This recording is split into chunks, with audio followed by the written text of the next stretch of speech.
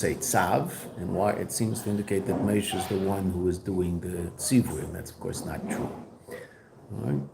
What was the second question? Second. Why was the oil brought to Moshe? Right, why was the oil brought to Moshe? Right, why was the oil brought to Aaron? Aaron's lighting. So now there are answers to all of this Al-Pi Nigla, right? People obviously ask this question. It's a real question. Right? The third question is, why does it say Kasis Lama'or and not Kasis Laha'ir? And the fourth question? The next pasuk contradicts. The first one says is their Talmud, the second one is their Erev. Bidiyuk. Okay, so in order to explain this, the Rebbe brings the Frierdiker Rebbe, the famous mimer from Tafresh Pei Zayin. Now the Rebbe, if you'll notice in the brackets at the beginning of Ois base, so the Rebbe does mention, B'maimer Yehudi B'masak B'kibel Yehudim. So we mentioned, yeah, it's a good idea. We mentioned on Thursday that there's another mimer, meaning the Rebbe said the same mimer, basically the same mimer twice. Frierdiker Rebbe said it in Leningrad and then said it in Moscow. The second time it's called B'kibel Yehudim. First time it's called Vata Tetzave.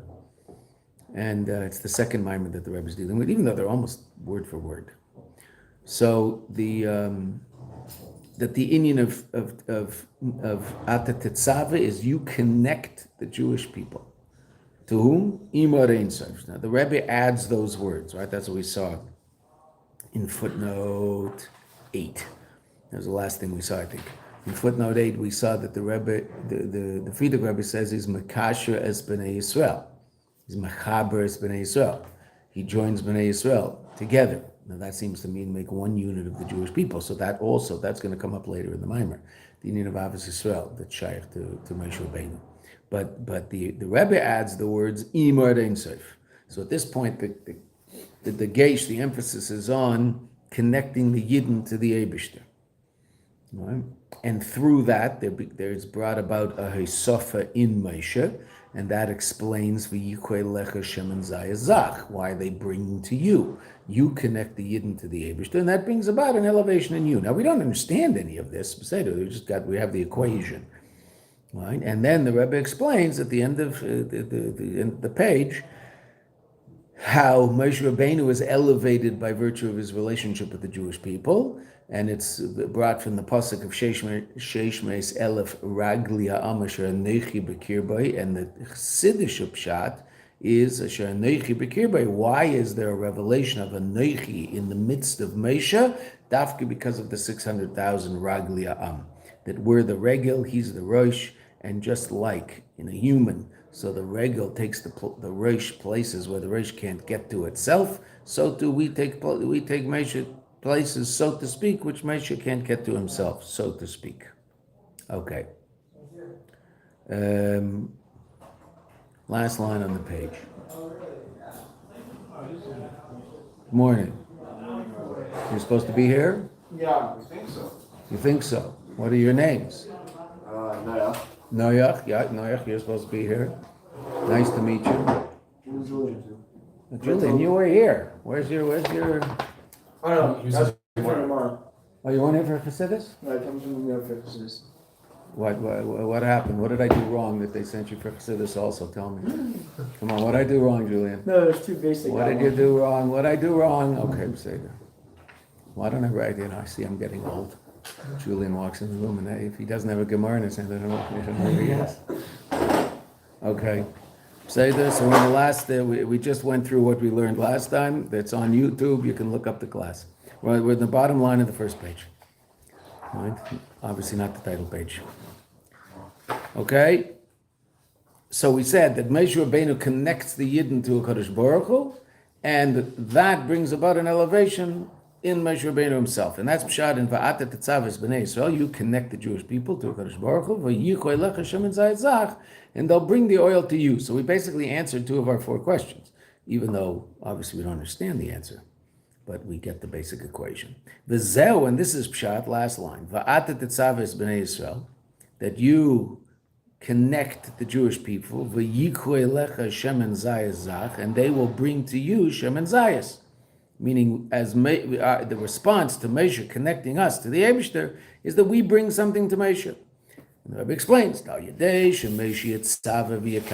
virtue of the fact that Moshe connects two different languages of connection, right? V'yakasher es b'nei Yisrael im Ein Sof connects Am Yisrael with the Eibishter. Al Yedei Zeh, by virtue of this, Yaviu b'nei Yisrael, they will bring the Jewish people Shemen Zayis l'Moshe, olive oil to Moshe. And what's that? V'yichoi lecho. That's in the pasuk. It says v'yichoi lecho sheyosifu teisofes b'Moshe. That they'll increase they'll bring about an increase of light in Moshe. Okay, so that's simple pshat in the pasuk. I'll say this, but we have no idea what any of that means. Right? Okay, so obviously we have to explain it. Levar is there. So that's what the Rebbe is doing. All right. Now, before the Rebbe is mevar that, the Rebbe is going to bring more of the Frierdiker Rebbe's Maimer. This Maimer, our Rebbe's Maimer, is based on the Frierdiker Rebbe's Maimer from Tafresh Pei Zayin, 1927. The Rebbe is going to bring a lot of that Maimer. Then, as we said on Thursday, we're going to have to hold cup, because you have to remember what the Frierdiker Rebbe said, what order the Frierdiker Rebbe said it in, because the Rebbe is going to explain to us why the order of how the Frierdiker Rebbe explains things is important to us. Okay, so let's see. Ulevar is there to explain this. Now, not that the Rebbe is about to explain it. The Rebbe brings the Frierdiker Rebbe, who explains this more in his Maimer from Tafresh Pei Zayin. Makdim ba Maimer.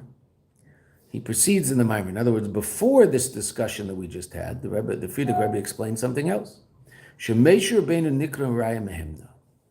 That Moshe Rabbeinu is called Raya Mehemna. Now, I'm not going to translate it because we're going to see two different translations, two different perushim, which are just two different translations.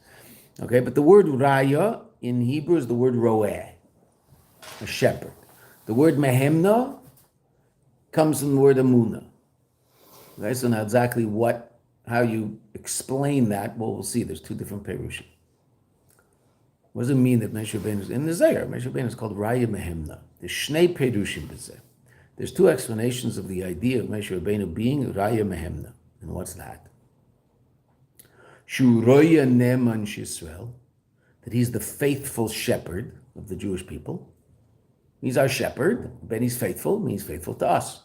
That's one shot. So Raya Mehemna means Raya is shepherd, that's going to stay. And Mehemna means Ne'eman, passive, faithful. Mm-hmm. The second shot, Ushu Zan Farnes es Amuna, Farnes es Israel, Binyan Amuna. That he sustains the Jewish people. Zan and Farnes, like that, like benching, right?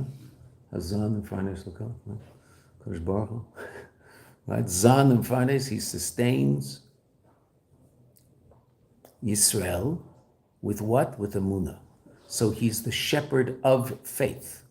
Not that he's the faithful shepherd. That's one pshat. Second pshat, he's the shepherd of faith. So what does that mean? It's that pshat that the Rebbe is going to spend a great deal of time explaining to us. The emunah sheyeshna b'Yisrael, the emunah that there is in the Jewish people, mitzad atzma, in terms of themselves. The Jews' belief in God. She Yisrael hem ma'aminim b'nei ma'aminim. The Gemara says that every single Jew is a believer, the son of a believer. Efshar shetia bebechinas makif. It could be what's called makif. What does makif mean? Makif means it's there. I mean, the English translation might be residual, right? Makif means it's surrounding, literally, it's something surrounding. What does that mean? That means that our emunah might be something which doesn't penetrate into our conscious reality. I mean, it's there, but I'm not consciously aware of it. Right? That's called a makif. Right now, in intellect, we talk about a makif understanding of things, which is not exactly the same, but it helps us understand the whole thing. If you read something and you sort of get it, but you couldn't really explain it to anybody, so that's called makif. You don't really get it, right? Because if you really understood it, you could explain it to someone. Say, well, this was the question, this was the answer, and then we asked the question on the answer, and then this was our final position. Okay, and if I can't do that, that means that my understanding is what we'll call makif.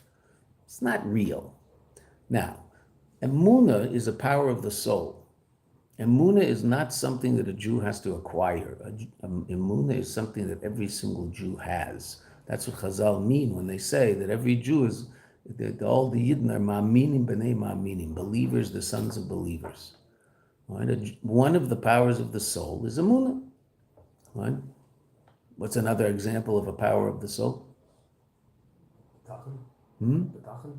No, it's not a power of the soul. It's a nice thing.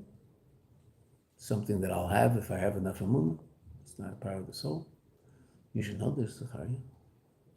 I'm looking to the right, I'm not looking to the left. Okay, well, we'll go through it very, very quickly. Right? There are different. Sight is a power of the soul. Hearing is a power of the soul. Speech is a power of the soul. How do I know? Because my eyes don't see. My soul sees. My soul uses my eyes to see when my soul is clothed in a physical body. How do I know that? Well, because my soul uses my body, I don't see. Eyes don't see. Sight is a power of the soul.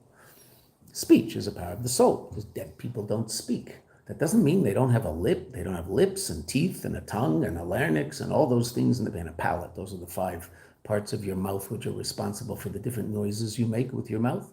Okay, so those, they're all there. But what's lacking in them?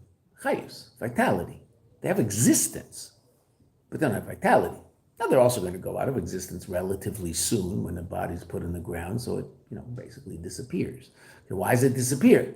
Why doesn't the body disappear when you're walking around? A person can walk around the world for 80 years and his body is just fine.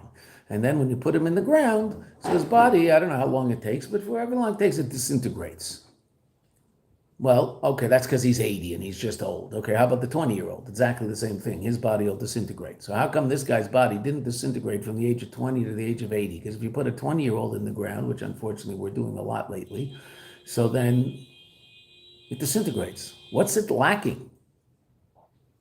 Chayus. Where's that chayus come from? Where's that vitality come from? Soul. There's no soul there. It's a body. Nothing happened to the body. It weighs the same. Right? But there's no soul. All of those power, all those things that you and I do consciously, the source of those comes from our soul. Right? The reason I see is because I have eyes, there's no question, but the eye is simply the kli, the vessel for in the language of Chassidus, to allow for the revelation of the power of the of the light called sight. And the light called hearing. And the light, the called speech. And the called movement. And the called intellect.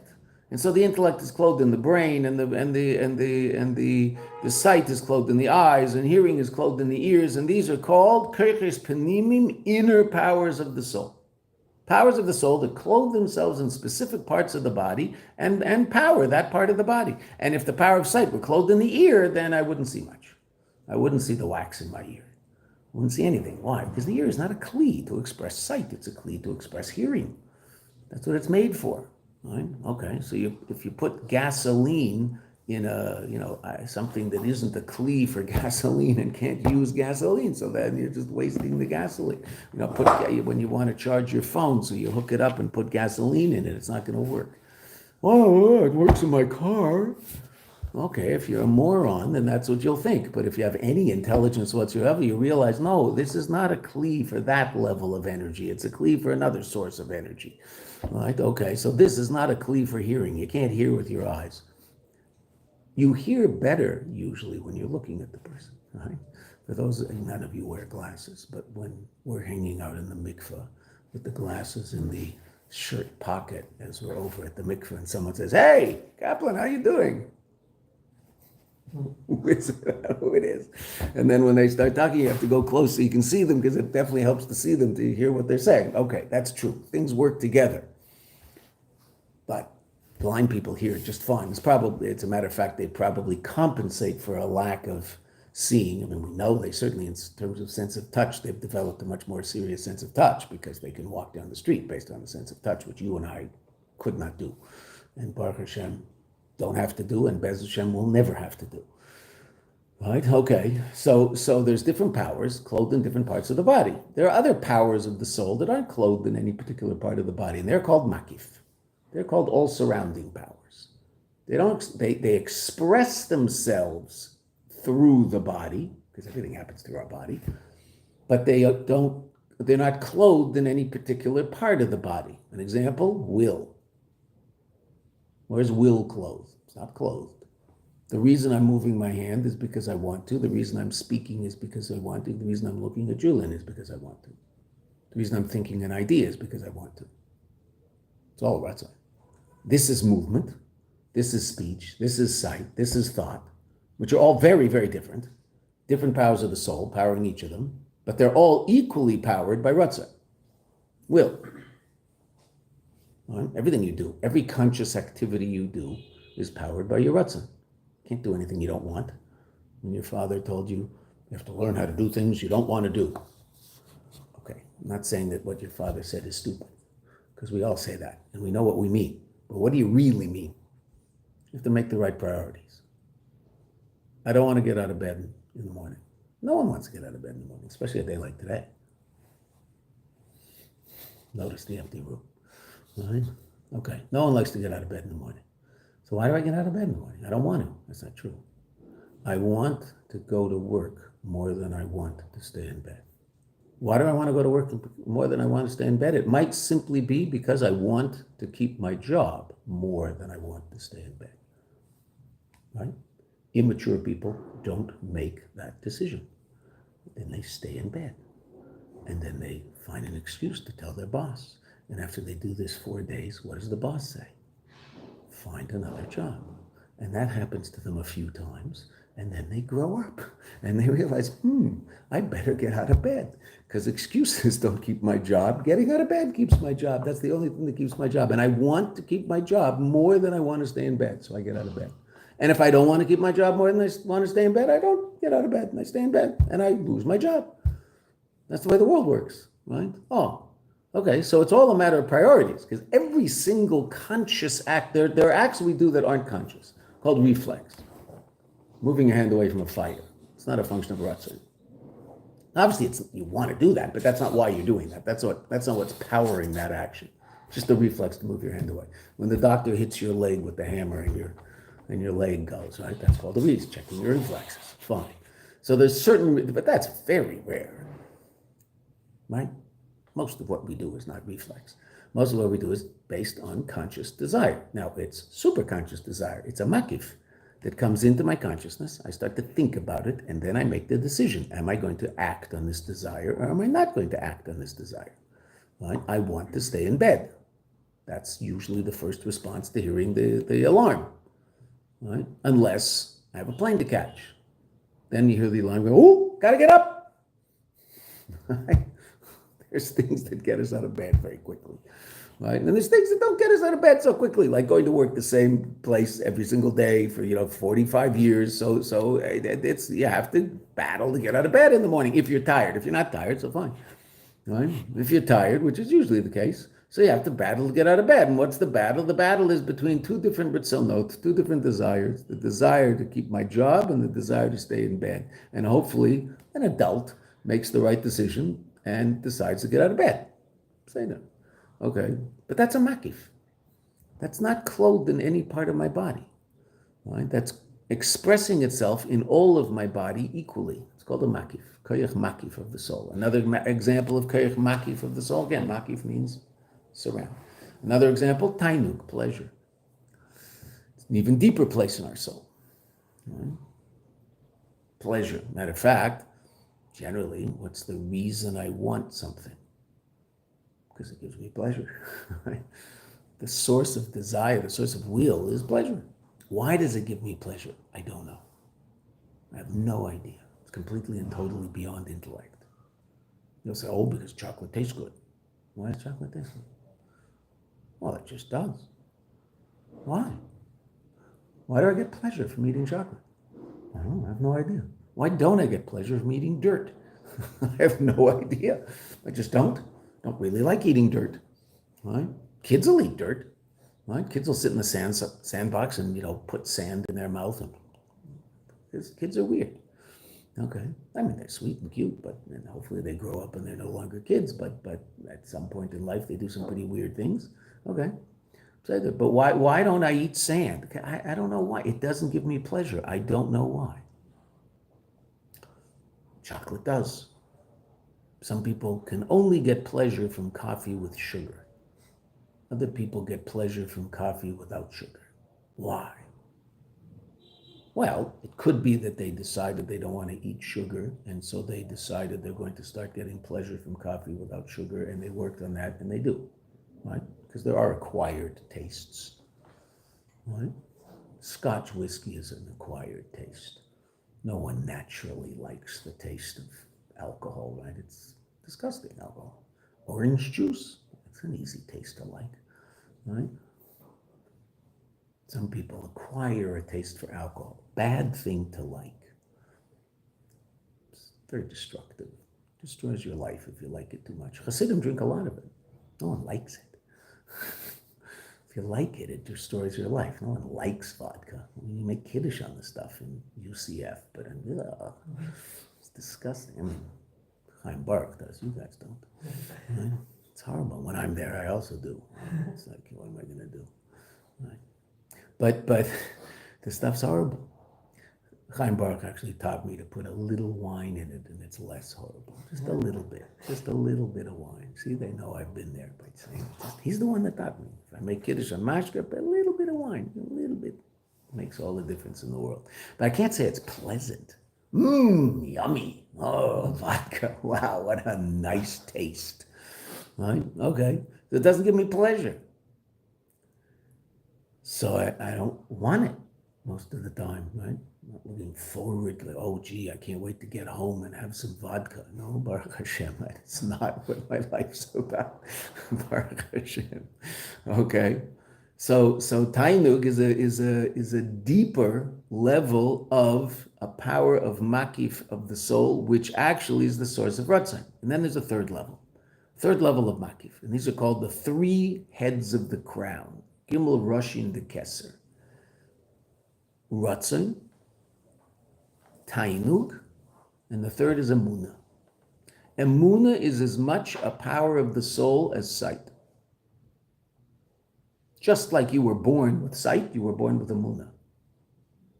Now, sight happens to be a power that's clothed in your body, therefore you're conscious of it very powerfully. Emunah is not clothed in your body, and therefore you might not be conscious of it. Doesn't mean it's not there. You're just not conscious of it. Chabad, they think Chabad is all about intellect, because Chabad means Chokhmah Bina Das, which is wisdom, understanding, and knowledge, and it's three different powers of intellect. Chabad has nothing to do with intellect. Chabad is all about Emunah. It's all about, now, how do you connect to Emunah? You connect to Emunah by bringing it into your conscious reality. What's the gateway to my consciousness? It's called intellect. So I have to do those things, use my intellect to understand those things that will arouse a revelation of Emunah. Who helps me do that? That's Moshe. Every single Jew is a ma'amin b'nei ma'amin, ben ma'amin. That's the nature of a Jew. You have the power of Emunah is not something you have to acquire. Emunah is something you have. It's a birthright. The same way you have the power of sight. Okay. But I might not be able to, I might not be conscious of that Emunah. It might not be part of my conscious internal reality. How do I bring it into me, into part of my conscious life, so that I live life in accordance with that? So that's what the Rebbe says in the fourth line. Efshar shetia bebechinas makif. It's possible that the Emunah could be makif, meaning it's superconscious. It's part of my superconscious reality, but it doesn't come into my conscious reality. And anybody who knows anything about modern psychology, which says some true things about many things that are very deep and sophisticated, right? So what does psychology teach us? And everybody knows this, that there's certain, they'll call it subconscious, there's certain subconscious desires that you might not even know about. And they drive your activity and they drive your behavior. And if they're negative, they might drive your behavior in a very, very negative way. And you're not exactly sure why you're drawn to that negative behavior. But there's some subconscious reality in you that's pushing you to go to that place. And you're not even conscious of that part of you. Well, everybody knows there's such a thing. I mean, anybody who doesn't lives under a rock. Right? It's just basic theory of psychology. Okay, so a good psychologist, what does he do?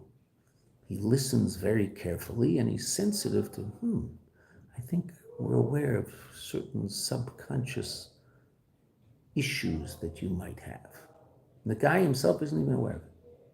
Once he talks about it, once the psychologist talks about it, so now it might be something that resonates in his intellect. Says, oh, that makes sense. Right? Because my father once wouldn't let me take out the dog, and I've been completely psychologically scarred since.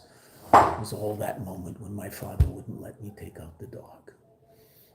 Oh, I see, says the psychologist in his German accent. Right? Okay.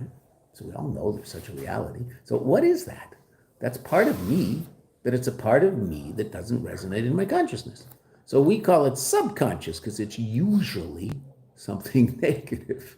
When people go to psychologists, not because, doc, I'm healthy, can you explain why? Right? Usually people are going to uncover certain aspects of their subconscious reality that is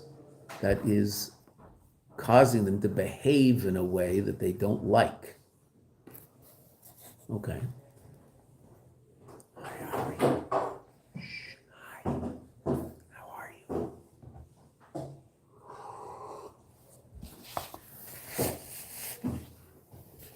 So there's also superconscious. And moon is a superconscious power. It's transcendent of your conscious. It's not below it. It's not a lower level of reality. It's a higher level of reality. And it's much more powerful. It's much more essentially who I am. And who are we? Someone who's essentially connected to HaKadosh Baruch Hu. That's who we are. Do I express that in my conscious behavior? Might not. If I don't, then by definition, I'm going to be in a certain state of lacking equilibrium. I'm going to have a certain state of angst because I'm not expressing who I really am. And I'm never going to be completely satisfied with reality because I'm just not connected to who I really am. So it's like a dog who licks his paws and cleans himself and covers up his whatever. And I think, what are you doing? That's what cats do. You're a dog.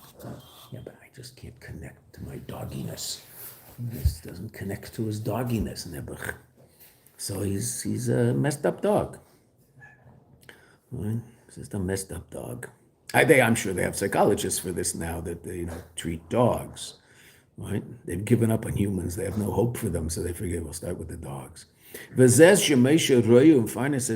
Fourth line on page Kuf Lamed Ari in Beis Gimel. That which Moshe Rabbeinu nourishes our emunah. What does that mean? Because that's what we said. He's Raya Mehemna. So what does that mean? He's the Roya of emunah.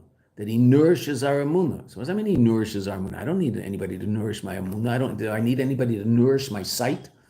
I understand. I have a power of sight. So I don't need someone to, I might need someone who knows how to make glasses to help me see better because my power of sight doesn't work right. Okay, but it's there. I don't need someone to nourish it. Oh, emunah, since it's a makif, what do I need? I need someone to help me bring it into pnimius. I need someone to help me bring that power of my soul into focus in my conscious everyday life. So I appreciate Elokus in my conscious reality, as opposed to appreciate myself and, whatever else people might appreciate in Eilam Hazeh.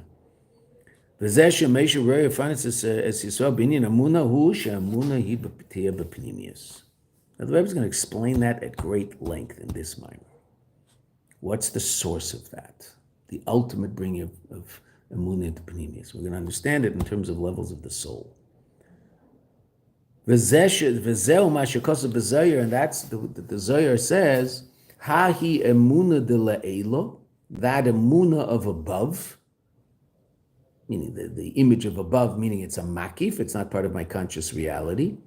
Yitzon v'isparnes mine. It will be nourished al yodech, by you. And the Zohar is talking to Moshe.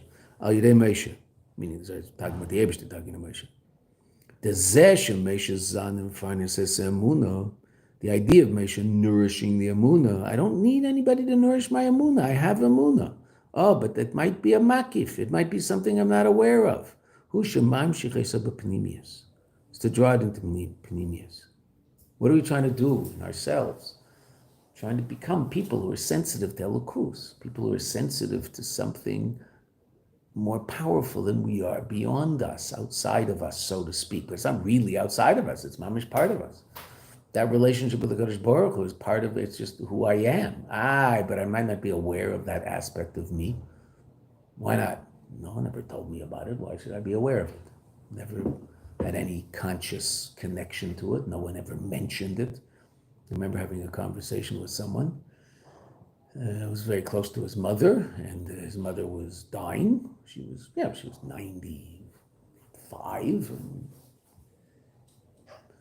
wasn't going to last very much longer. So I had just seen her that evening for the first time in a while, and knowing that this was going to be the last time I saw her. And then I went to visit her kids, and I was talking to the two kids, a son and a daughter, and I mentioned to them, though the son picked it up. I mentioned to them that a friend of mine, my roommate in Yeshiva, lost his father when he was 19 years old. And the Rebbe wrote the family a letter. And in the letter, the Rebbe said that the passing of a loved one is only difficult for those left behind, but for the one who passes, it's a pleasant experience. They found that extremely comforting. And I've mentioned that to many people who have lost loved ones since, because I think that's a very amazing idea and a very comforting idea. And when we lost our father, it was also a very comforting idea. He was 101 years old, so it wasn't exactly tragic, right? Dying at 101 isn't tragic. But, doesn't mean you don't miss them, right? You still miss them. Okay, so you get you get more used to it because they've been around so long. Right, so it's a very comforting thought. So I said this to these two people, and the son said, "Well, who knows? There's a soul. No one's ever been there and back to tell us." Now, that's of course not true, right? But I wasn't going to get into a theological argument with someone who was about to lose his mother, right? I mean, that wasn't the place. Right? Okay, so now why might he say that? Because he had a crummy education. And he wasn't educated as a child or as a young adult or as an older adult about the existence of a Jewish soul. So he has no clue who he really is, which is very debilitating. Right? And so as much as he can express all sorts of wonderful aspects of who he is, and I know him very, very well. He's an attorney. That's what they say in America. Canada, they call them lawyers, but in America, they call them attorneys. He's an attorney, and, he's a retired attorney now, but, he's one of those attorneys that I remember going to his law office, and there was, as he walked into the law office, there was a tie this is in the 70s, there was a tie on the coat rack. So I asked him, "What's with the tie?" He said, "Oh, that's for whoever's going to court." Whichever lawyer had to go to court that day, so he picked up the tie, put it on, and walked out the door. It was one of those law firms. But okay, so he's done a lot of good things in his life, right? But the idea that someone could spend, he's almost 80.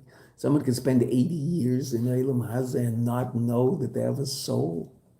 What a disaster. I mean, that's tragic. That's mamish tragic. So how can that happen? I don't understand. I could go through 80 years in life and not know I have eyes? How can I not know I have eyes? So, and I obviously know, therefore, that I have the power of sight, and I have the power of speech, and I have the power of hearing, and the power of intellect, and the power of movement, and all these other powers. Okay, so how can I possibly not? Well, of course I know those, because they're conscious powers. They're part of my conscious reality. I'm aware of them, moment by moment. Emunah is superconscious. So it might never resonate in my consciousness. Now, it probably will from time to time when certain events happen that trigger it. But even that might not happen. In this country, it happens a lot. Why? Well, because there's all sorts of events that trigger it. Simchas Torah, what they call October 7th, triggered it in lots of Jews in this country. A tremendous amount of Jews decided they wanted some connection to Yiddishkeit that they didn't feel they had up until now. Okay, tefillah and Shabbos, tzitzis, all sorts of unbelievable things. Okay, why? Well, because they were shocked to the depth of their being. Oh, the depth of their being. What is the depth of the being of a yid? That's what it is. Who's Mesha? Mesha is the one that helps us get in contact with that. Now we have to figure out how he does that, okay? But Mesha is the one that helps us get in contact with that, and that's why he's called the Raya Mehemna. Right? He's the one that connects the Jewish people to who they really are. And you might say, why do I need a Mesha? Which is a perfectly reasonable question. This Maimon is going to help us understand that quite a bit. Why do I need a Mesha? I don't know. I mean, logically, why should I need a Moshe? I don't know. I mean, perfectly reasonable question. But if you've ever read this book called the Torah, there seems to be this person, Moshe, who HaKadosh Baruch Hu relies on to do a lot of stuff that HaKadosh Baruch Hu could do himself. God knows how to split a Red Sea. He doesn't need Moshe to split the sea. He knows how to do it. As a matter of fact, he did it. But he didn't. He had Moshe do it. God knows how to give a Torah. Well, but he wants Moshe to do that. God knows how to make the hail stones full of fire fall out of the sky. Yeah, but Moshe does that. Right? God knows how to make sand into lice. Aaron does that. Right? Why didn't Moshe? Because Hashem wanted to prove that Aaron had a power that the Egyptian priests didn't have. Okay, that's true, but there's another reason in Rashi. Oh, he says that Moshe can't deal with anything. Or that was the Egyptian priests. Right. Because Moshe was affected positively by the sand. He hid the Egyptian that he killed in the sand, so he shouldn't knock the sand, because they had to hid it. So he should also the same with the water. Aaron turned the water into blood. So the river saved Moshe. So Moshe should have a little hakar satay for the water and the sand and not smash them. I mean, he didn't have to, they changed them, say them, which is really interesting. Right? Now, the Abisha can't do that without Moshe, without Aaron? Of course he can. For whatever reason, and I don't understand why, though, Beseder, we might have some theories as to why, and it might, fine. As Shimshon Stock said, Shimshon Stock was a famous character in Crown Heights. The story, I think I told you the story, it came up in Shabbos, but I'm pretty sure we talked about it last week. I don't remember. Well, last week, we didn't have much of it last week, did we? Maybe that, yeah. What, about Shimshon, don't tell the Rebbe what we did? Shimshon and his friends started an organization called Simcha Shabbos V'Yom Tov. What did they do? They raised money for Yidden for Tishrei. Because there were people in Crown Heights who didn't have the money to make it through Tishrei. Tishrei is a very expensive month. So they raised some money to help people. And in Baruch Hashem, they raised quite a bit of money and they helped a lot of people. So, fine. So he did it with another guy. I don't know who the other guy. So the other guy told Shimshon one day, I wrote the Rebbe and told the Rebbe that we did what we did and how many people we helped and how much money we raised, etc., etc. So he said, what? What did you do that for? He said, what do you mean? Well, of course I want to tell the Rebbe. Nah, you ruined everything. Why'd you tell the Rebbe? I said, well, why shouldn't I tell the Rebbe? He said, what do you mean, why shouldn't you tell the Rebbe? Don't you know what's going to happen? Now the Rebbe's going to write us back and tell us we have to do this every year. And for the rest of his life, that's what Shimshon did. He wrecked everything. The Rebbe will never let us stop. Okay, so that same Shimshon, there's a video of it. It's fantastic. He's walking by the Rebbe in dollars.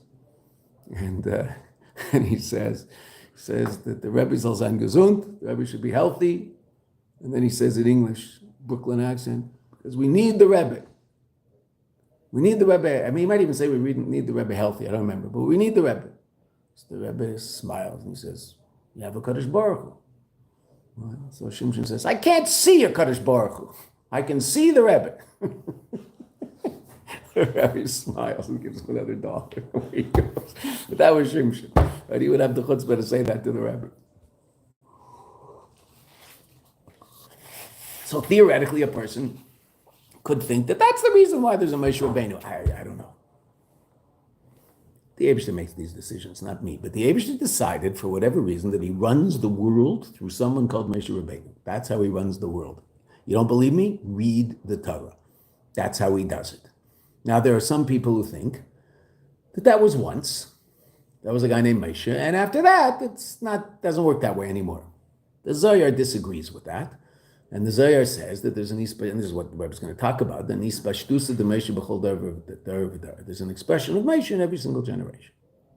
Right? So every generation has its Moshe Rabbeinu. So now is that Moshe Rabbeinu splitting the Red Sea and then doing makers, doing 10 plagues? No. But there's someone who is sent to the world to somehow be the Moshe Rabbeinu of that generation. Now, what's his main job? Well, he's called Raya Mehemna. So what's his main job? To nourish the emunah of the Jewish people. That's his main job. Which is really interesting. Which means his main job is you.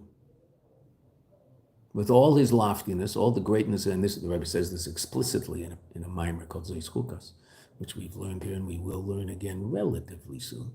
Right? That with all the loftiness of Moshe Rabbeinu, all the amazing levels of Moshe Rabbeinu and how he was so connected to Elokus, and he was a person who could have a conversation with the Kadosh Baruch Hu whenever he wanted, and unbelievable.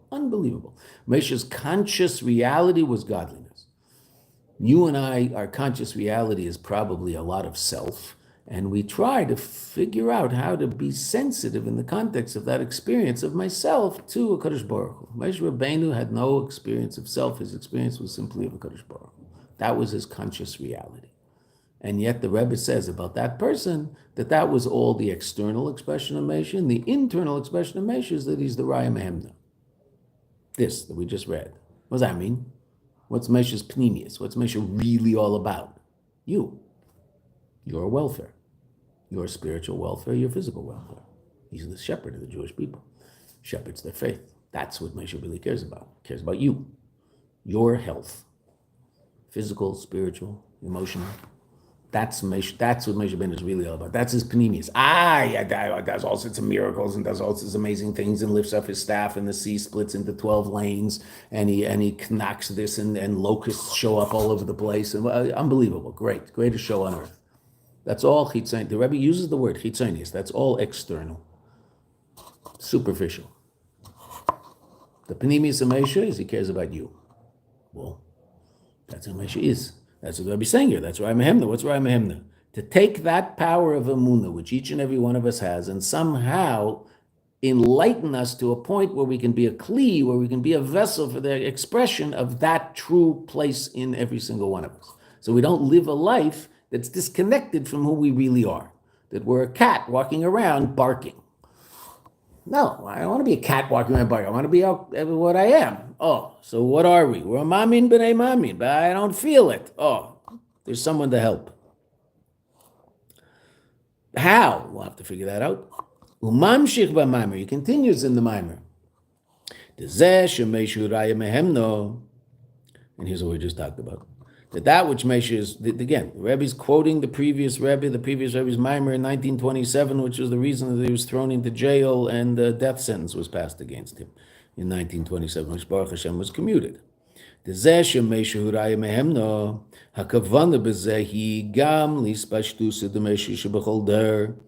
also relevant to the expression hitpashtut, means to spread out. Right, the hispashtus, the expression of Moshe shebechol dar, which is the Zohar. The Roshei Alfi Yisrael shebechol dar, the heads of the Jewish people in every generation. Hem mechazkim es emunah de Yisrael. What's a Jewish leader about? A Jewish leader is about strengthening the emunah of the Jewish people. That's Jewish leadership. Has nothing to do with politics and has nothing to do with connection to the governing authorities. That's not Jewish leadership.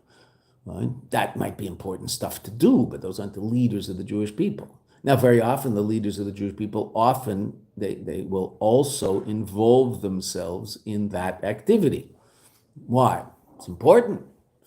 Why? For the welfare of the Jews. Right? The Rebbe was asked once, if he's not a Zionist, why does he keep meeting leaders of the Israeli government? If he's such a non-Zionist. And the Rebbe gave a very simple answer. Didn't really understand the question. These are people who are able to help a lot of Jews. So why shouldn't I meet with them? The Minister of Education in the Israeli government has the ability to make a lot of positive decisions relative to the education of millions of Jewish children. Isn't that a person I'd want to be able to talk to and influence? I care whether he's a Zionist, he's not a Zionist. What's that got to do with anything? That's what the Rebbe said. No, I mean, I embellished it, but that was the Rebbe's basic answer. It has the ability to help a lot of Jews. That was the Rebbe's answer. Because that's what Raya Mehemna is. That's what he's interested in. Right? So there's one of that in every generation. The Rosh Alpha Yisrael, the Jewish leadership. What's a Jewish leader? He's not the head of the federation. Not that being the head of the federation isn't a useful thing to do, but that's not real Jewish leadership. Real Jewish leadership is helping Yidden get in touch with who they really are. She'emunah shalem tiyeh b'pnimis. That their emunah should be in pnimius. Pnimius means conscious. Let's just see the next line, then I'll tell you a quick story, and then I have to stop. We'll stop at 8:30 today, which we're supposed to stop every day, but Ukamay Mordechai, and this is where we're going, right? This is a mimer the Rebbe said close to Purim. Kamay Mordechai, Shahai Yispashtus Demesha Shabadara. Mordechai was the obvious expression of Moshe Rabbeinu in his generation. If you read the story of the Megillah, so there are two people who were obviously very, very central in making that story happen, and that's Mordechai and Esther. Esther had her part in it, but it's clear from the story that as much as Esther's part was on a certain level more important than Mordechai, because Mordechai couldn't really do what Mordechai wanted to do if it weren't for Esther. There's no question about that. On the other hand, Mordechai is definitely the one orchestrating events. He's the one telling Esther what to do and how to do it. Okay, so who's Mordechai? Well, it's very interesting. In Nigla and in Pnimius. In Pnimius, in the inner Torah, the mystical Torah, so to speak, so we see that Mordechai is the Yispashtus, the Moshe B'chol Dar. That's obvious. But even in Nigla, what does it say? Even in the Medrash, K'maimer Chazal, like Mordechai, Yispashtus Moshe B'Dar, K'maimer Chazal, Mordechai B'Dar, K'moshe B'Dar. The Medrash says, you don't need the Zohar, says in Esther Rabbah. Mordechai in his generation was like Moshe in his generation.